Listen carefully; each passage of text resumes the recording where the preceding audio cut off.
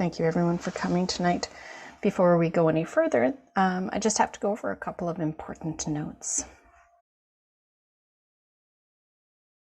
Get into it. Let's go over why volunteering might be for you.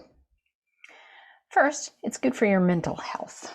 Volunteering with people can ward off loneliness, depression, and anger.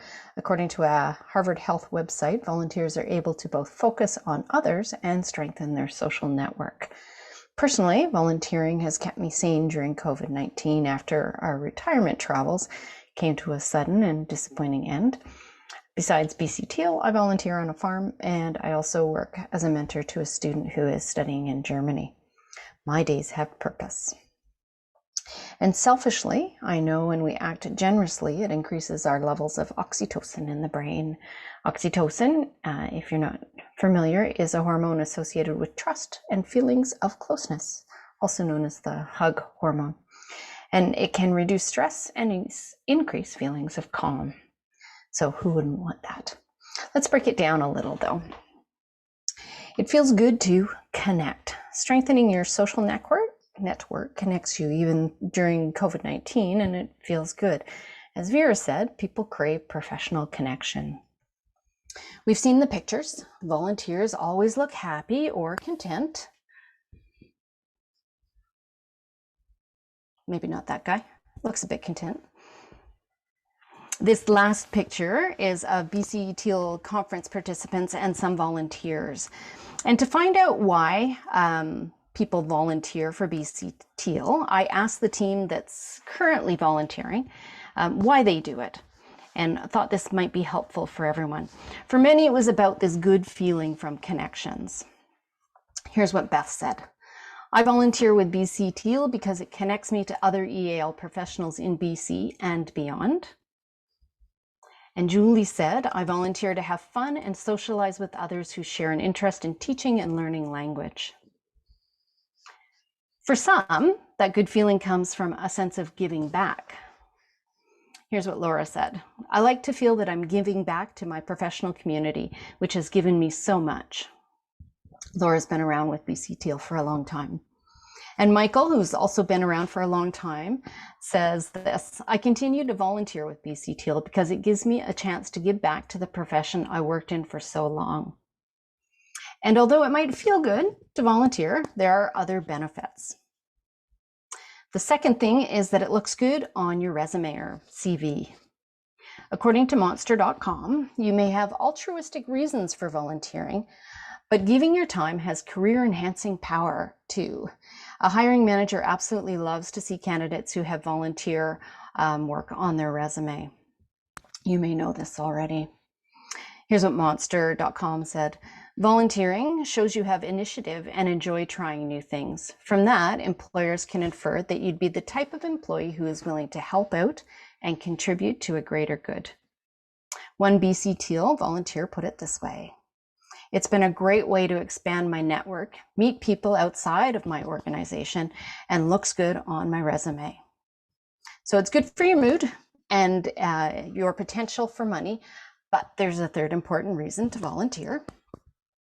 You can develop your skills. As another volunteer put it, I get to work on skills that aren't necessarily part of my current work, but can be useful for future paid positions. You have no idea how the skills you learn today will help you out in the future. So talking specifically about BC TEAL, because that's where we are today, I want to talk about some of those possible skills. I'll go over a couple of the big ones, but in reality, there can be many more. First, we have leadership skills. They can be developed by being on the board, the executive board, or a regional rep, or chairing a committee, but also being a project lead on a committee. As an example, Azam, who is here tonight, and you can ask him about this later, as a new committee member, he took on an important lead in developing our blog. He arranged a meeting with TESOL Ontario, wrote guidelines for the blog, and took on a blog support role. So even if you think of it as just a committee position, so important. Everybody is. And depending on what area you're volunteering in, even for BC TEAL, you can develop your technology skills, which is kind of funny because you guys all know so much more about it than I do. For me, my limited experience with social media was put to the test when I took on that chair position. It became vacant, so I took that on temporarily. I am now confident with posting on all our platforms, including our blog on WordPress. I'm proud to say I take care of our social media daily. Our Facebook, Twitter, Instagram, and blog posts. And I even had to learn how to turn webinar recordings like this one into YouTube videos. It was time consuming at first, but a great challenge for someone like me who didn't grow up with the current technology, like some of you. On the other hand, Moses, he's another new volunteer, was already confident with all things technology when he joined, but he was still able to extend those skills to develop the gamification for our conference. He is the game master at the conference, but you'll have to come to the conference to be part of that fun, we hope. Sometimes, talking about teamwork skills, sometimes our jobs have limited teamwork, or it's always the same team that you're with. On a committee, you absolutely have to learn to play well in the sandbox. In BC TEAL, members come from many sectors, so your need to cooperate with those outside of your circle is paramount. For example, the membership committee has or had a retiree, a recent TESOL student and employment counselor, a teacher with extensive overseas experience, a current student, a teacher working with Indigenous students, and an assistant department head in EAL at a community college. We all brought a variety of perspectives to the table. Let's talk a little more specific about teamwork skills that you develop on the board, as a regional rep, or on a committee. The first is goal setting. These goals are completely team-driven and are designed to benefit the membership in some way. For example, the social media committee set a goal of reinvigorating the blog, which was why Azam put so much work into it. The team has done a ton of work together to reach that goal, and there's still more to come. You can ask them about it if you want. The number of published blogs has gone way up, and the readership has also increased. Brainstorming is the fun part. It is amazing how many different ideas a diverse group can come up with. As an example, the membership committee brainstormed ideas on recruiting new members and providing new discounts to all the members. And they then put those ideas in place by creating a video on the benefits of membership, which has just recently been released. We've got helpful lists of contacts that we can use and pursued new benefits. So there have been some new benefits out to members recently. And in that case, 7 heads were better than 1. Unlike some teams, BC TEAL committees are made up of all volunteers. We are all equal and need to interact accordingly. Learning to stay within the rigs, those respectful interaction guidelines that were mentioned at the beginning, is an important skill to master. If you can learn to keep these in mind whenever you deal with people, you will have learned an invaluable skill. The board, if you're in a position there, is responsible for all the budgets. When the membership committee decided that a video about benefits was a good way to share that information, a call went out for proposals and a budget had to be allowed for the final cost. BC TEAL is funded by membership fees. That's it. So managing with a limited budget is also a great life skill, as many may already know. Facilitating is a great skill. As a committee member or a committee chair, you don't have to do all the work. They facilitate the group in moving toward achieving tasks. It's not always easy to step back and encourage others to do a task, but it is the skill of a good leader. Remember, even if you are comfortable in a group situation, a new group brings new challenges. New challenges might be exactly what you're looking for. Vera shared this with me. BC TEAL was something I knew and felt connected to, and has opportunities that challenge me. So if you're up for the challenge and want to volunteer with BC TEAL specifically, here's how you go about getting involved. Let's go over the steps that you would need to take. Complete the survey.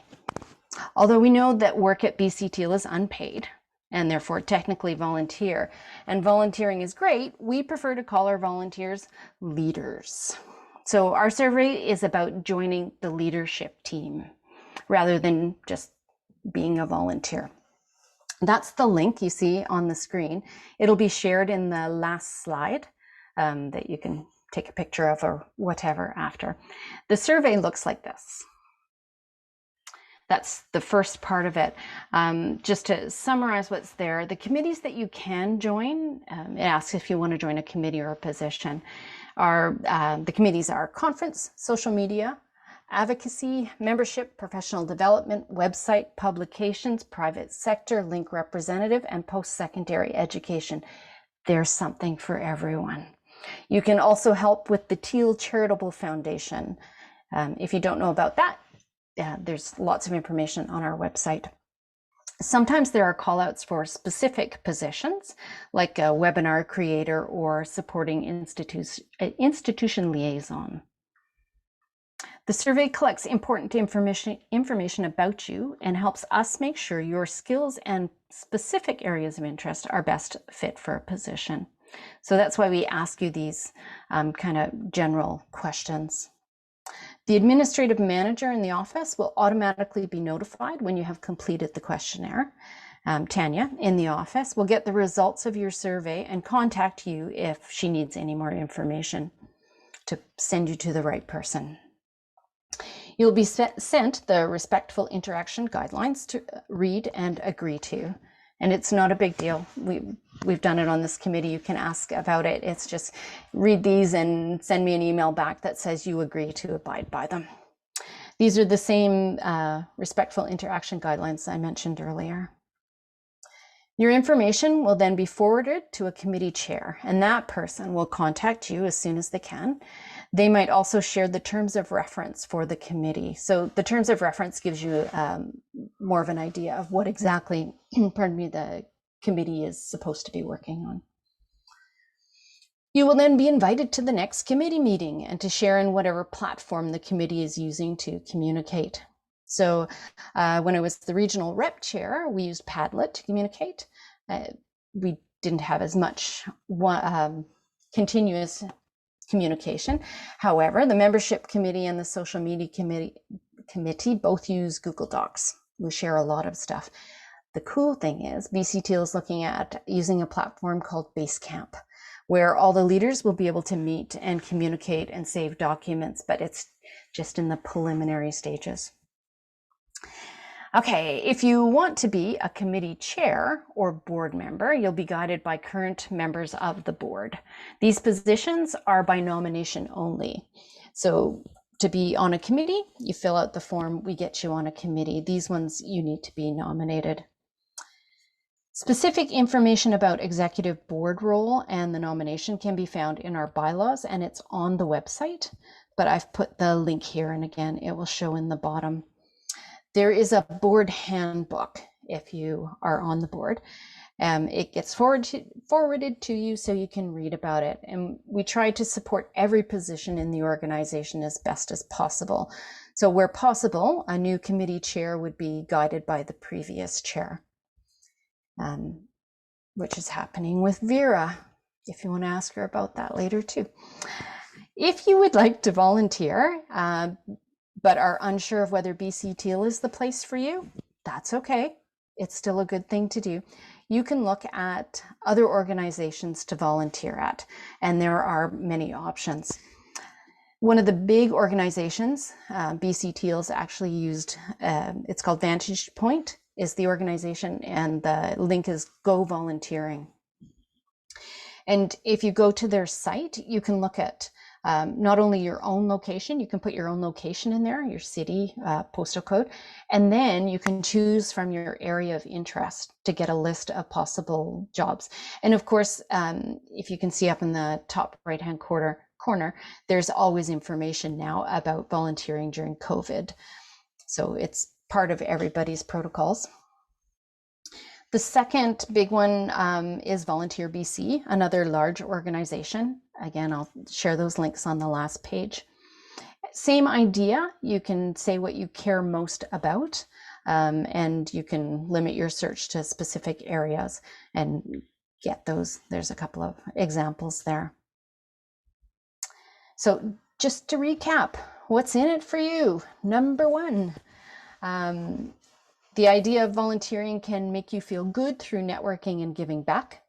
Second thing, can be good for job prospects, and volunteering looks good on a resume. And the last thing, you can develop your skills or allow you to learn new skills with support, which is the nice part.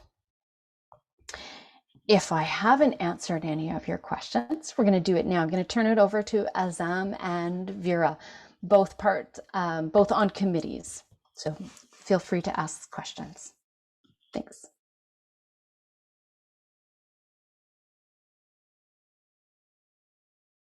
It all depends on what you're interested in. I'm sure you have a lot of experience in doing many things, and some things that can be shared with the other people. So if you have any skills that you think would be best suited, why not share it? So that would be it. And if you do something that you enjoy, you will continue doing it. Don't just volunteer because you have some time. That's free. That I think a very important part is what you want to do. Like, okay, when you volunteer, what type of work you want to do? Do you want to work with people, or do you want to work with documents, or do you want to work with technology? Or like, there's many parts of the work, and we are not a super big group right now, so we can always use someone's help. I used to not be able to do a lot of things with the conferences because I'm not in Vancouver. I'm actually coming to you from Kamloops, on the Secwepemc territory. So it actually because of COVID, they actually provided me more opportunity than before. Like, things can be virtual now instead of in person preferred, right? So I don't have to be in Vancouver 3 days before the conference to figure things out, right? I can just figure it out at home. So there's more opportunity because it's virtual now. There's no requirement in terms of like where you are necessarily, but you do need access to stable internet and a device to actually like do some of the like meetings and stuff for the basic part. And depending on how technical you want to get into, probably like a good speed internet, not just adequate, but like good speed internet might be needed. But if you're just doing the general meeting and people part of work, then you might not need as much. I actually live in the Squamish Nation and TWN, North Vancouver. I actually can do it from my home. So that's the advantage of it right now. I can also add that historically, members of even the board have not been in Vancouver.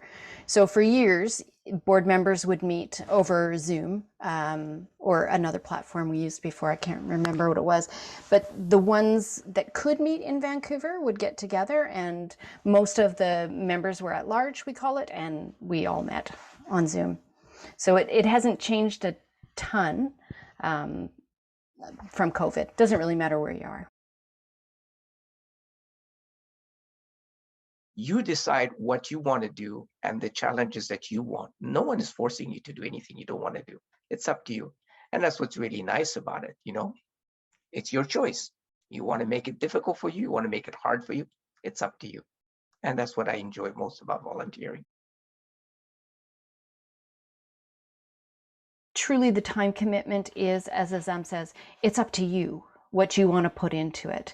Some committees meet once a month. We have short meetings sometimes long meetings, and it's really whatever project you want to get involved in, depending upon what the committee's doing.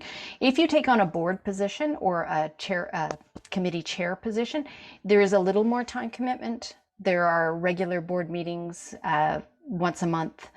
the third Thursday of the month for a couple of hours, and as a chair, you are responsible to do activity reports for those every month. So a teeny bit more time commitment, but if you start on a committee, you can, as Azam said, you regulate how much you want to do.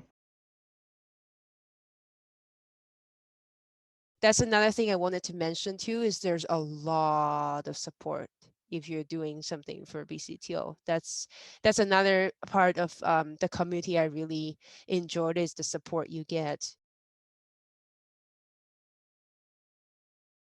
To start with, on the resume, there are a few things that for different ways that you can put this experience. You don't have to list it as a volunteer experience, especially if you're already working or you have some work experience already.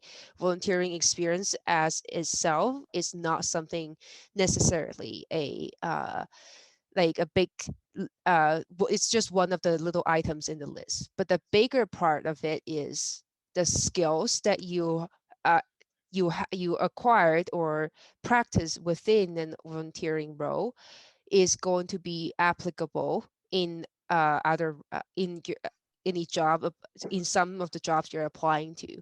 Well, I would say in any jobs, especially the communication part.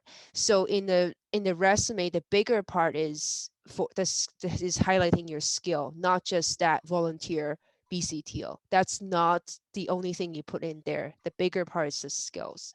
If you're working in education, especially for post-secondary education, a lot of institutions look at your committee experience. Do you have any experience doing services?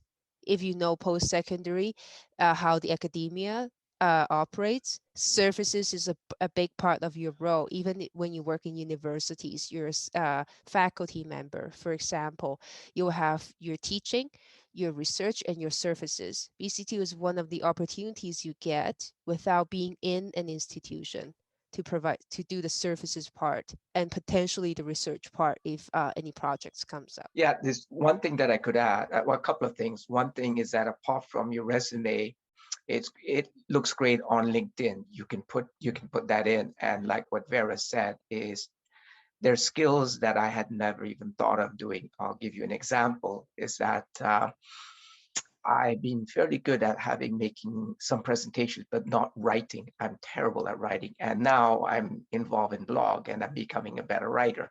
That is something that I would not have been able to do on my own. So that I think is quite good. And I'm really happy that BC TEAL has let me do this, to actually venture into something that I'm not good at.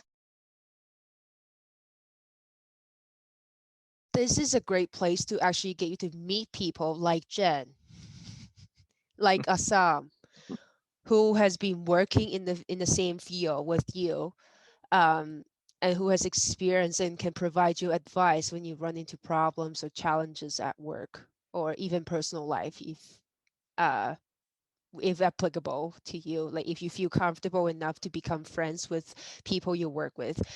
Like these are the places where you have the actual connection. And I think a lot of people misunderstand the networking part for job search and networking. It's not about finding somebody who can give you a job. It's about finding those professional friends who you can talk to in challenging times when you encounter something professionally that you need advice. These are the people that you turn to. It's not just about, oh, I want to find somebody who can give me a job. That's a huge misunderstanding. That's not the only thing. That's not the only purpose of networking. And I think BCT was a great place for you to actually meet these people, work with them in as much capacity as you can be available for, and like make professional friends with these people who you can talk to when you have challenges at work. Absolutely, Mercedes. It will be developing for you as roles. So I started as just helping out with a conference. It was a physical conference. I ended up as a regional rep chair, onto what was next? Membership committee chair, social media committee chair. it will grow, because once you're involved in the organization, as Vera has nicely said, it's a great group. And you'll feel at home with them. So you're not isolated. So yes, we'll start you wherever wherever you want, really, whatever your desires lie in, and just go from there. The thing that I enjoy most about volunteering is the fact that it's quite social. I mean, I don't know about you, but I feel extremely isolated right now because of the pandemic. Thank you again, everyone, for coming out. Zam and Vera, thank you so much for your participation and your input on this. It was invaluable. That's awesome. I will just give you my email address too at the social media at bcteal.org.